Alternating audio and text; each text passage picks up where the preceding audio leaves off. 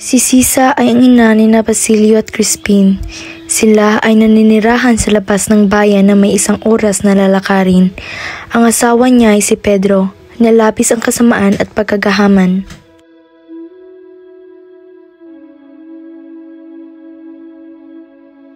Nasasabik na ko sa pag-uwi ni na Basilio at Crispin. Hindi mo ba hintayin ang mga anak mo? Sabi ni Piloso Potasio, nakakabasa na si Crispin. Si Basilio na may mag-uwi ngayon ng kanyang sahod. Bukod muna lang ako ng piso. Habang pinapanood ni Sisa ang kanyang asawa na paalis sa kanilang bahay, malungkot na nakatingin si Sisa sa pagkain kanyang inihanda na para sana sa kanyang mga anak.